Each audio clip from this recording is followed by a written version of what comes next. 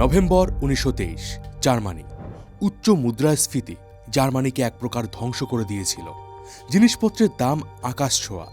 20,000 কোটি টাকা দিলেও একটা রুটি কেনা সম্ভব হচ্ছিল না। টাকার মান এতটাই কমে গিয়েছিল যে ঠান্ডায় কাঠ পোড়ানোর থেকেও সস্তা ছিল বান্ডিল বান্ডিল টাকা পোড়ানো। বলতে পারেন জার্মানির অর্থনীতির মেরুদণ্ড একেবারে ভেঙে গিয়েছিল। দেশের চারিদিকে লক্ষ লক্ষ বেকার যুবক, চাকরি নেই, খাদ্য নেই। সাধারণ মানুষেরা তাদের সমস্ত পুঁজি হারিয়ে ফেলেছিল। আর এই পরিস্থিতি থেকে জার্মানি যে কখনো বেরোতে পারবে সেটাও কেউ কোনোদিন কল্পনাও করতে পারেনি। আর ঠিক এই পরিস্থিতির মধ্যেই 1933 সালে জার্মানির ক্ষমতা আসে হিটলারের হাতে। 1933 marks the beginning of the darkest chapter in German history. Adolf Hitler and his National Socialist Party assumed power in Germany. আর অদ্ভুতভাবে হিটলার মাত্র কয়েক বছরের মধ্যেই জার্মানিকে ইউরোপের one of the most powerful কান্ট্রিতে পরিণত করেছিলেন। তাদের কাছে অফুরন্ত সৈন্য, ট্যাঙ্ক, যুদ্ধবিমান, সাবমেরিন চলে আসে। তারা একের পর এক দেশ দখল করতে থাকে। প্রশ্ন হলো কিভাবে হিটলার জার্মানিকে এতটা শক্তিশালী বানিয়েছিলেন? প্রায় দেউলিয়া হতে বসা জার্মানি, যে দেশের জনগণ ঠিকঠাক করে দুবেলা খেতে পারছিল না, তারা কিভাবে ফ্রান্স, পোল্যান্ড এবং অস্ট্রিয়ার মতো দেশ দখল করার জন্য নিজেদের এত শক্তিশালী সেনাবাহিনী তৈরি করেছিল? জার্মানিকে ধনী করার পেছনে হিটলারের আসল প্ল্যান কী ছিল? তো আমি রয়েছি মিঠুন আপনার সাথে। আমি যখন থেকে স্কুলে পড়াশুনো করেছি এবং এই প্রথম বিশ্বযুদ্ধ, দ্বিতীয় বিশ্বযুদ্ধের ব্যাপারে জেনেছি, তখন থেকে একটা প্রশ্ন আমার মাথায় বারবার করে আসতো, যে জার্মানি একেবারে ভেঙে পড়েছিল, সেই জার্মানিকে হিটলার কিভাবে এতটা স্ট্রং, এতটা পাওয়ারফুল করেছিল? কিভাবে তিনি জার্মানদের মধ্যে থেকে হারিয়ে যাওয়া জাত্যাভিমান ফিরিয়ে দিয়েছিলেন? আর এর উত্তরটা শুনলে আপনিও শকড হয়ে যাবেন। হিটলারের এই ইকোনমিক ম্যাজিকটা ছিল আসলে একটা স্ক্যাম। হ্যাঁ, এমন একটা স্ক্যাম যে স্ক্যামের সাথে একটা দেশের সরকার জড়িয়েছিল। বলতে পারেন পৃথিবীর ইতিহাসে এত বড় রকমের স্ক্যাম এর আগে বা এর পরে আর কখনো হয়নি। তো প্রশ্ন হচ্ছে, কি সেই স্ক্যাম? আর আপনারা একটা কথা শুনে থাকবেন, অনেকেই বলে থাকেন যে হিটলারই বুদ্ধি। তো হিটলার আসলে কি ভয়ানক রকমের ধূর্ত এবং চালাক ছিলেন সেটা এই ভিডিওর মাধ্যমে আপনারা বুঝতে পারবেন। আর আপনাদেরকে এটাও বলে দেই, এই ইতিহাস কিন্তু আপনি বইতে পাবেন না, শুধুমাত্র রোমাঞ্চ মিডিয়ায় পাবেন। তাই অবশ্যই এই চ্যানেলটিকে সাবস্ক্রাইব করে দিন।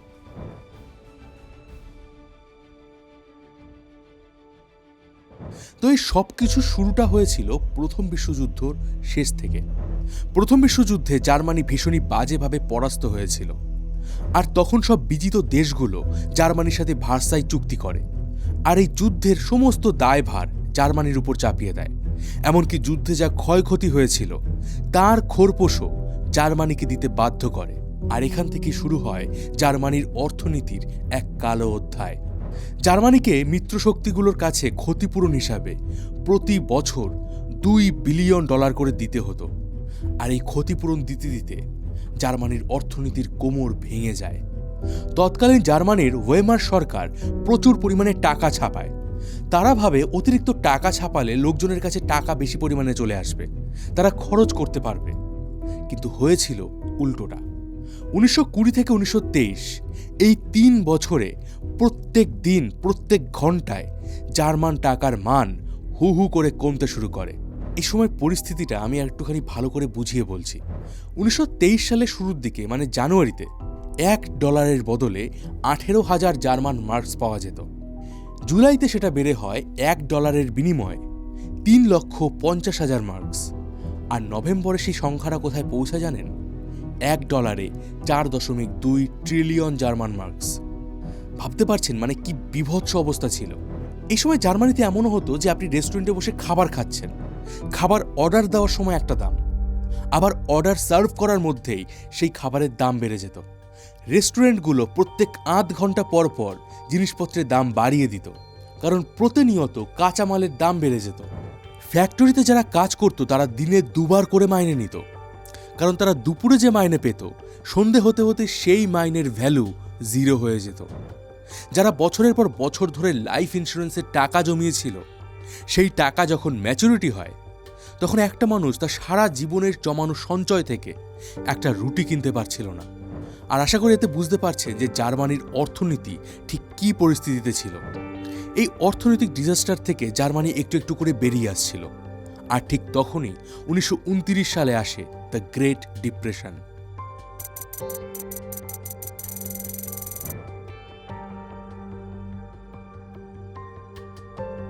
আমেরিকার ব্যাংকগুলো দেউলিয়া হয়ে যায়, আর এর প্রভাব জার্মানির উপরেও আসে। একের পর এক জার্মানির ব্যাংক বন্ধ হয়ে যায়, কোম্পানি বন্ধ হয়ে যায়। 1933 সাল আসতে আসতে জার্মানিতে বেকারের সংখ্যা বেড়ে হয় 60 লক্ষ। পরিবারগুলো বাড়ির আসবাবপত্র বিক্রি করে দিচ্ছিল শুধু দুবেলা খাবার জোগাড় করার জন্য। চাকরির বাজার এতটাই খারাপ ছিল যে ইঞ্জিনিয়ার, টিচাররা রীতিমতো রাস্তায় ভিক্ষা করছিল কাজের জন্য। প্রায় প্রত্যেক দিনই লোকজন সরকারের বিরুদ্ধে প্রোটেস্ট করত। চারিদিকে দাঙ্গা, চুরি, ডাকাতি। জার্মানি দিন দিন নরকে পরিণত হয়ে যাচ্ছিল। আর এই পরিস্থিতি থেকে জার্মানিকে উদ্ধার করার কোনো উপায় তৎকালীন ওয়েমার সরকারের কাছে ছিল না। আর ঠিক এমন একটা সিচুয়েশনে এন্ট্রি হয় হিটলারের। Für richtig hältst, ob du glaubst, dass ich fleißig gewesen bin, dass ich gearbeitet habe, dass ich mich in diesen Jahren für dich eingesetzt habe. Hitler আসার আগে জার্মানির অর্থনীতি পরপর দুবার ধ্বংস হয়ে গিয়েছিল। একবার 1923 সালে আর দ্বিতীয়বার 1929 সালে। কিন্তু তারপরেও হিটলার জার্মানদের বড় বড় প্রতিশ্রুতি দেন। তিনি জার্মানদের হারিয়ে যাওয়া গৌরব ফিরিয়ে দেওয়ার কথা বলেন, জার্মানিকে ধনী করার কথা বলেন, জার্মানির মিলিটারিকে আবারও শক্তিশালী করার কথা বলেন। তবে তার প্রসেসটা ছিল একটা স্ক্যাম। হিটলার মিলিটারি শক্তিশালী করার প্রতিশ্রুতি তো দিয়েছিলেন, কিন্তু ভার্সাই চুক্তি অনুযায়ী জার্মানি এমনটা করতে পারত না। চুক্তি অনুযায়ী জার্মানি তাদের মিলিটারির সংখ্যা 1 লক্ষের বেশি করতে পারবে না। তারা ট্যাঙ্ক বানাতে পারবে না, এমনকি যুদ্ধ বিমান বা সাবমেরিনও রাখতে পারবে না। কিন্তু এদিকে হিটলারও ঠিক করে নিয়েছিলেন তিনি জার্মানিকে মিলিটারিলি ভীষণই পাওয়ারফুল করবেন। তবে এর জন্য তার কাছে অর্থ ছিল না। আবার পুরো বিষয়টাকে এতটাই গোপনে করতে হতো যাতে বিদেশি শক্তি টের না পায়। কারণ বিদেশি শক্তি যদি একবার জানতে পারে যে জার্মানি আবারও নিজেদেরকে মিলিটারিলি ভীষণই পাওয়ারফুল করছে, তাহলে তারা যে কোনো সময় জার্মানির উপর আক্রমণ করতে পারে। তাই হিটলারকে এই পুরো বিষয়টা ভীষণই সিক্রেটলি করতে হতো, আর এমনভাবে করতে হতো যখন বিদেশি শক্তিরা জানতে পারবে ততক্ষণে অনেক দেরি হয়ে যাবে। আর এই সব কিছু হিটলারকে করতে হতো জার্মানির ভেঙে পড়া অর্থনীতির মধ্যেই। আর ঠিক এইখানেই এন্ট্রি হয় হিটলারের তুরুপের এক্কা।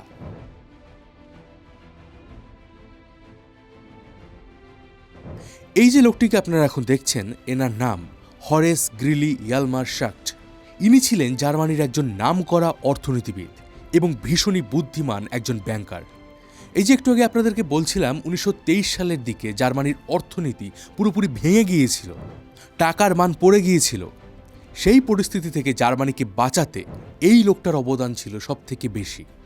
শাক্ট ওই সময় জার্মানির যে কারেন্সি ছিল মার্কস, তার ভ্যালুকে জমি এবং ইন্ডাস্ট্রির সাথে বেঁধে দিয়েছিলেন, যে কারণে জার্মানির অর্থনীতি সেবারের মতো বেঁচে গিয়েছিল।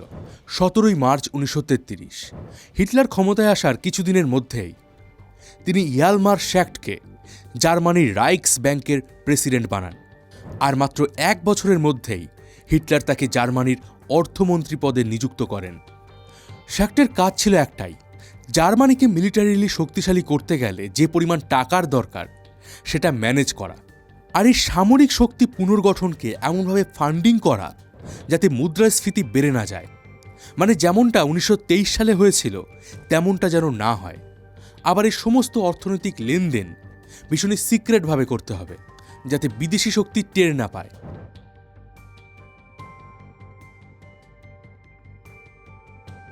এবার যুদ্ধের সামগ্রী যেমন অস্ত্রশস্ত্র, ট্যাঙ্ক, গোলাবারুদ এগুলো বানাতে গেলে ফ্যাক্টরিগুলোকে টাকা দিতে হবে। কিন্তু জার্মান সরকার চাইলে ইচ্ছে মতো টাকা ছাপাতে পারতো না। আবার সরাসরি ব্যাংকের মাধ্যমে ফান্ডিং দেওয়াও সম্ভব ছিল না। সেক্ষেত্রে লেনদেনগুলো ধরা পড়ে যেত। আর এই কারণেই হিটলার আবিষ্কার করেছিল অদৃশ্য টাকা। হ্যাঁ, যার কোনো অফিসিয়াল রেকর্ড থাকবে না, যে টাকা থাকবে তো অবশ্যই, কিন্তু তার বাস্তবে কোনো অস্তিত্ব থাকবে না। 1934 সালে শাক্ট একটা কোম্পানি তৈরি করে, মেটালর্জিক্যাল রিসার্চ কোম্পানি, যেটাকে সংক্ষেপে বলা হতো মিফো।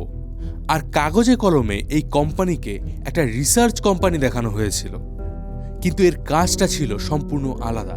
আর এই জায়গাটা একটু মন দিয়ে শুনবেন। মিফো শুধু নামে মাত্র একটা কোম্পানি ছিল, এর কোনো অফিস ছিল না, ছিল শুধু একটা ব্যাংক অ্যাকাউন্ট যাতে ছিল 1 মিলিয়ন রাইক মার্কস আর কিছু লেটার প্যাড, ব্যাস। কিন্তু তৎকালীন জার্মানির 4টে বড় বড় কোম্পানি ক্রুপ, সিএমেন্স, আইজি ফার্বেন এবং রাইন মেটাল, এরা মিফোর ভিতরে নিজেদের শেয়ার কেনে। আর এই 4টে কোম্পানির কাছেই যুদ্ধের অস্ত্রশস্ত্র বানানোর সমস্ত প্রযুক্তি ছিল। এবার শাক্ট এই মিফো কোম্পানির বেশ কিছু বিল তৈরি করে, মানে অনেকটা ওই চেকের মতো। আর এখান থেকে শুরু হয় আসল খেলা। জার্মান সরকার অস্ত্রশস্ত্র বানানোর ফ্যাক্টরিগুলোকে যুদ্ধের ট্যাঙ্ক, বিমান, গোলাবারুদ এসব বানানোর অর্ডার দিতে শুরু করে। কিন্তু এখানে তারা কোম্পানিগুলোকে টাকা দেওয়ার বদলে মিফো বিল দিত, মানে ওই ফেক কোম্পানির চেক ধরিয়ে দিত। এবার কোম্পানির কর্মকর্তারাও খুব ভালো করে জানতো এই মিফো আসলে সরকারের একটা শেল কোম্পানি, ফলে তারাও এই চেক অ্যাকসেপ্ট করত। কিন্তু এই চেক নিয়ে তো তারা এবার ওয়ার্কারদের মাইনে দিতে পারবে না বা কাঁচামাল কিনতে পারবে না, তাদের দরকার ছিল অরিজিনাল রিয়েল মানি। তখন কোম্পানিগুলো এই মিফো বিল নিয়ে চলে যেত জার্মানির প্রাইভেট ব্যাংকের কাছে, আর প্রাইভেট ব্যাংকগুলো এই মিফো বিলের বদলে তাদেরকে আসল জার্মান টাকা অর্থাৎ রাইক মার্কস দিত। আর প্রাইভেট ব্যাংকগুলোও এই মিফোর ব্যাপারে জানত। এরপর এই মিফো বিল নিয়ে প্রাইভেট কোম্পানিগুলো চলে যেত জার্মানির সেন্ট্রাল ব্যাংকে, আর সেখান থেকে তারা এই মিফো বিলের বদলে রাইক মার্কস নিত। মানে বলতে পারেন কোম্পানি থেকে শুরু করে প্রাইভেট ব্যাংক এবং জার্মানির সেন্ট্রাল ব্যাংক সবাই জানতো মিফো বিল আসলে কি। জার্মানির সেন্ট্রাল ব্যাংক যখন মিফো বিলের বদলে প্রাইভেট ব্যাংকে টাকা দিত, তখন সেটা কোনো ফিজিক্যাল কোনো কারেন্সি দিত না, মানে তারা কোনো কাগজের নোট ধরিয়ে দিত না, তারা শুধুমাত্র খাতায় কাগজে কলমে এন্ট্রি করে দিত। এর ফলে বেশ কিছু সুবিধা হয়।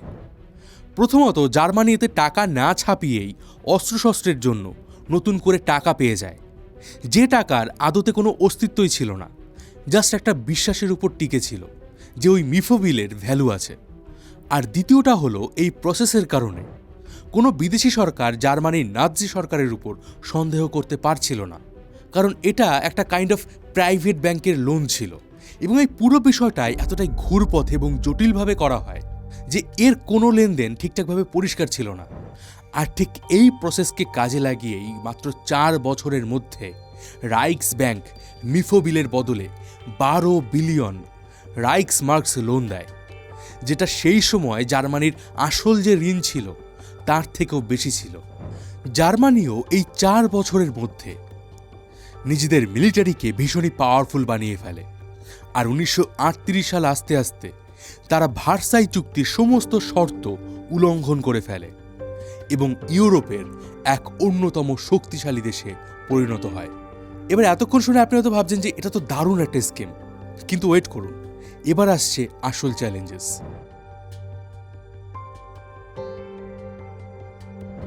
এই মিফো যে বিল ছিল, এই বিলের বদলে ব্যাংক বিলিয়ন বিলিয়ন টাকা দিয়েছে, কিন্তু এই যে বিল মানে যে ঋণ দিয়েছিল তার একটা মেয়াদ ছিল, সেটা হলো 5 বছর। 1934 সালে প্রথম মিফো বিল সাবমিট হয় আর 1939 সালে সেটা ম্যাচুরিটি হওয়ার কথা। কিন্তু জার্মানির কাছে টাকা কোথায়? তারা তো টাকা ছাপায়নি। রাইক্স ব্যাংক তো শুধুমাত্র কাগজে কলমে এন্ট্রি করে দিয়েছিল, অ্যাকচুয়াল টাকা তো তাদের কাছে ছিলই না। আর এটাই সেই মুহূর্ত যেখানে যুদ্ধ অনিবার্য হয়ে দাঁড়ায়। এবার আপনি বলবেন, কি ভাই, আপনি একেবারে সোজা ব্যাংকের ভল্ট থেকে যুদ্ধের ময়দানে নিয়ে গেলেন, এটা কিভাবে সম্ভব? বুঝিয়ে বলছি। জার্মানির বেশিরভাগ জিনিসই বাইরের দেশ থেকে ইম্পোর্ট করতে হতো, তা সে খাদ্যদ্রব্য হোক বা যুদ্ধের সামগ্রী বানানোর লোহা, ট্যাঙ্ক চালানোর তেল, রাবার, এই সমস্ত জিনিসগুলো তাদের বাইরের দেশ থেকে আমদানি করতে হতো। আর এর জন্য দরকার ছিল প্রচুর পরিমাণে বিদেশি মুদ্রা, ঠিক যেমনটা আজকের দিনে আমরা ডলারের পরিবর্তে বিদেশ থেকে ইম্পোর্ট করি, এক্সপোর্ট করি, এগুলোই। হিটলারের জার্মানি ইম্পোর্ট তো করছিল, কিন্তু তারা কোনো কিছু এক্সপোর্ট করতে পারছিল না, ফলে বিদেশি মুদ্রা দেশের বাইরে যাচ্ছিল কিন্তু নতুন করে আসছিল না, কারণ তারা যে যুদ্ধের ট্যাঙ্ক, গোলাবারুদ বানাচ্ছিল সেগুলো তারা অন্য কোনো দেশে বিক্রি করার জন্য বানায়নি, ফলে বিদেশি মুদ্রাও আর জার্মানিতে আসছিল না। একদিকে জার্মানির ফরেন রিজার্ভ খালি হয়ে যাচ্ছিল, আর অন্যদিকে মিফো বিলের ম্যাচুরিটি চলে আসে। আর ওই মুহূর্তে জার্মানিকে 12 বিলিয়ন রাইক মার্কস পেমেন্ট করতে হতো। এবার এই পরিস্থিতিতে তারা যদি প্রচুর পরিমাণে টাকা ছাপাতো তাহলে আবারও 1923 সালের মতো ইনফ্লেশন হতো। আর যদি তারা টাকা না ছাপায় তাহলে জার্মানি দেউলিয়া হয়ে যেত। মানে বলতে পারেন হিটলারের একদিকে ছিল কুয়ো আর একদিকে ছিল খাই। হিটলার এই দুটোর কোনোটাই চাইছিলেন না, কারণ জিনিসপত্রের দাম বেড়ে গেলে দেশ জুড়ে রাজনৈতিক অস্থিরতা তৈরি হবে, তার বিরুদ্ধে লোকজন প্রোটেস্ট করবে। আর তখন হিটলারের সামনে শুধুমাত্র একটাই পথ খোলা ছিল, সেটা হলো যুদ্ধ। মার্চ 1938 নাৎজি জার্মানি অস্ট্রিয়ার উপরে হামলা করে।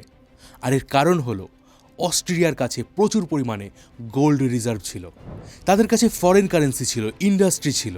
আর হিটলার এই সমস্ত কিছু দখল করে নেন। আর এখান থেকেই শুরু হয় নাৎজি জার্মানির ওয়ার ইকোনমি।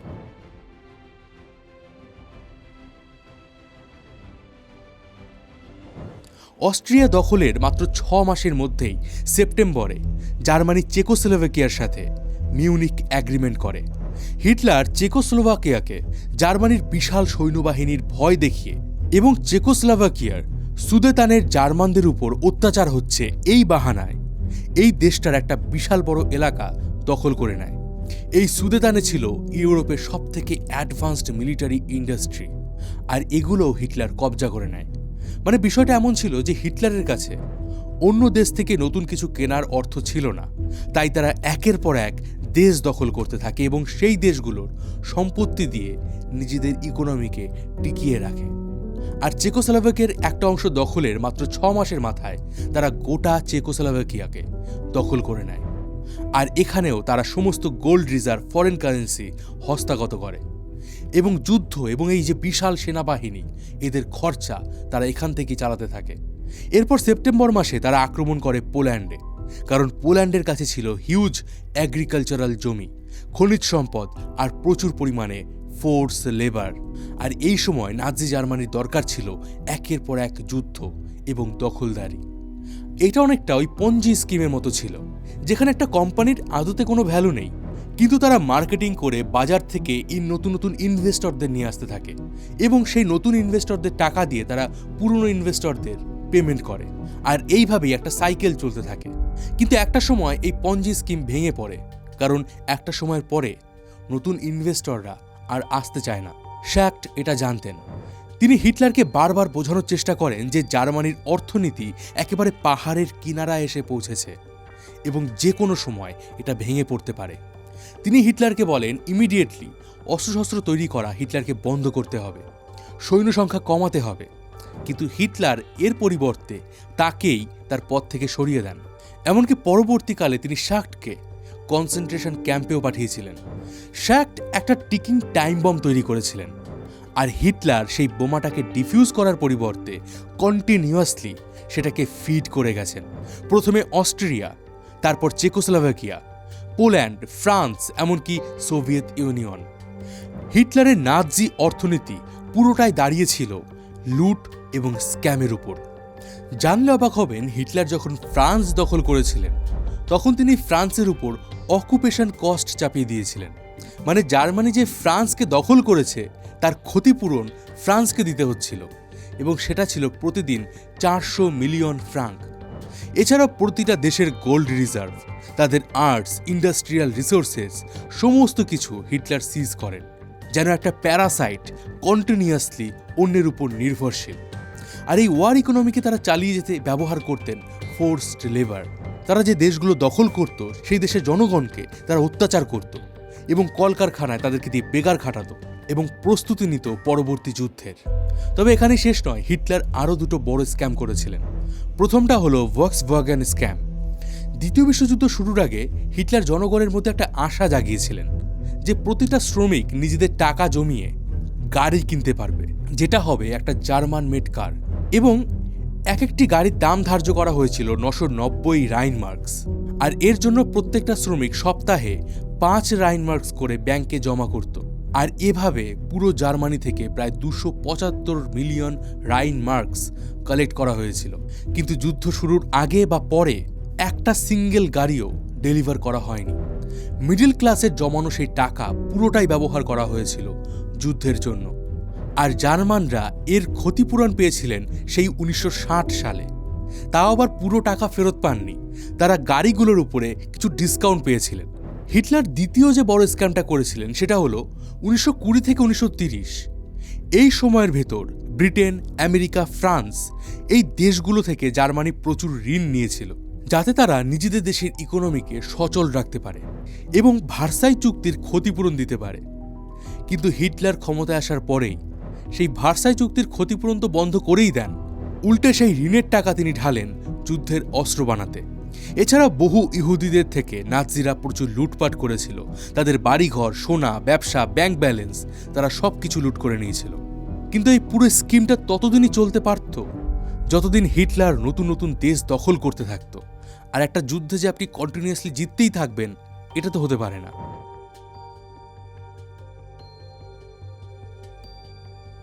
1943 সালে সোভিয়েত ইউনিয়নের স্টালিনগ্রাডের যুদ্ধে হিটলারের হার থেকে শুরু হয় জার্মানির পতন। জার্মানি আর নতুন কোনো রাষ্ট্র দখল করতে পারছিল না। এদিকে যুদ্ধের খরচ ছিল আকাশ ছোঁয়া, আর এবার তাদের অর্থনীতি ভেঙে পড়তে শুরু করে। যে মিফোবিল দিয়ে জার্মানির এই বিশাল বড় সাম্রাজ্যের সূচনা হয়েছিল, সেটাই এবার জার্মানির পতনের কারণ হয়ে দাঁড়ায়। যুদ্ধে জার্মানি যতই পিছু হটতে থাকে, তাদের অর্থনীতি ততই ধ্বংসের দিকে এগোতে থাকে। আর আলটিমেটলি হিটলারের সাথে তার এই অর্থনীতিরও পতন হয়। একটা প্রশ্ন আগে আমি ভাবতাম যে হিটলার যেহেতু পরপর ফ্রান্স দখল করে নিয়েছিল, অস্ট্রিয়া দখল করে নিয়েছিল, তিনি তো অলরেডি জার্মানির সীমানা বৃদ্ধি করে নিয়েছিলেন। যুদ্ধে এগিয়ে যাওয়ার পেছনে তার আসল মোটিভ কি ছিল? আর সেই উত্তরটা আপনি কিন্তু এই ভিডিওর মধ্যেই পেয়েছেন, কারণ হিটলারের কাছে থেমে যাওয়ার কোনো অপশানই ছিল না। ফলে যুদ্ধ অনিবার্য ছিল, আর পতনও। তো কেমন লাগলো আজকের এই টপিক আমাকে কমেন্ট বক্সে অবশ্যই জানান। আর আপনি যদি জানতে চান দ্বিতীয় বিশ্বযুদ্ধের পর জার্মানি কিভাবে ধনী হয়েছিল, তাহলে কমেন্ট করুন, তাহলে আমি একটা ডেডিকেটেড ভিডিও এই টপিকে বানাবো। তো দেখা হবে পরের ভিডিওতে। ততদিন ভালো থাকবেন, সুস্থ থাকবেন। আর আমি ছিলাম মিঠুন আপনার সাথে।